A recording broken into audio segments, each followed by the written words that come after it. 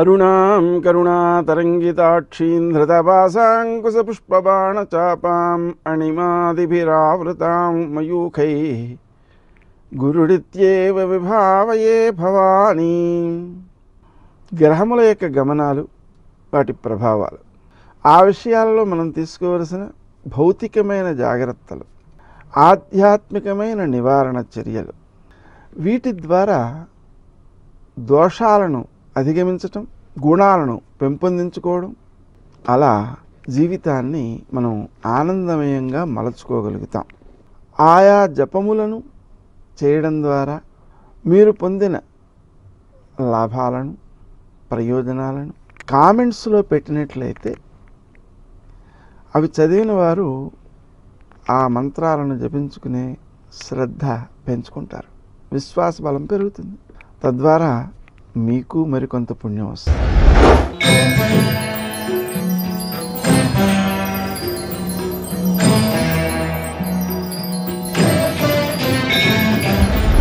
ధనుస్సు రాశి.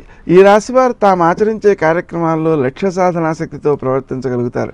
ఈ లక్ష్య సాధన ముందు ఆర్థిక వ్యయము అనేటువంటిది మీకు లెక్కలోకి రాదు. కానీ మీరు చేసేటువంటి ఖర్చు దృష్ట్యా అవసరమైన ప్రయోజనం కంటే ఎక్కువ ఖర్చు అవుతోంది అని తర్వాత గుర్తించగలుగుతారు.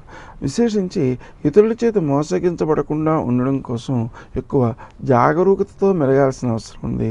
ఆర్థిక విషయాలలో ఇతరుల సహకారాన్ని మీరు అపేక్షించకుండా ఉంటారు. ఆ కారణంగా కొన్ని పనులు వాయిదా పడే అవకాశం ఉంటుంది. అందువలన సహకారాన్ని కూడా తీసుకోవడం మంచిది. అలా సహకారం తీసుకుని మీకు పని ఎలా కావాలో అది అలా చెప్పి చేయించుకోవడం ద్వారా ఏమిటవుతుంది అంటే పలువురి యొక్క శారీరక శక్తులు మీ యొక్క మానసిక శక్తితో మిళితమై ఎక్కువ శక్తిని పొంది పనులు బాగా ఎక్కువ నెరవేరుతాయి అన్నమాట. అదే మీరు ఒక్కరూ చేసినట్లయితే దానివలన పనులు వాయిదా పడిపోయేటువంటి ప్రమాదం ఉంది. అలాగే శత్రువుల వల్ల వచ్చేటువంటి ఇబ్బందులను కొన్ని ఎదుర్కోవడం జరుగుతుంది. అయినప్పటికీ కూడా అశ్వత్థ సమయస్వమే, శ్రీరామ జయ రామ జయ జయ రామ రామ మొదలైనటువంటి మంత్రాలను జపించుకోవడం ద్వారా అనుకూలతను సాధించగలుగుతారు. విశేషించి స్నేహ సంబంధాల విషయంలో ఎదురు వ్యక్తులు మీకు ఇబ్బంది కలిగించేటువంటి ప్రయత్నాలు ఏమైనా చేసినప్పటికీ కూడా వాటిని లెక్క చేయకుండా మీ పనిని మీరు నెరవేర్చినట్లయితే మీరు ఎక్కువ విజయాలు సాధించేవారుగా ఉంటారు. వృత్తి స్థానంలో మీరు చేసేటువంటి పనులు ఏవైతే ఉన్నాయో అవి అందరినీ ఆకట్టుకునేవిగా ఉంటాయి, అందరికీ ప్రయోజనాన్ని ఇచ్చేవిగా కూడా ఉంటాయి.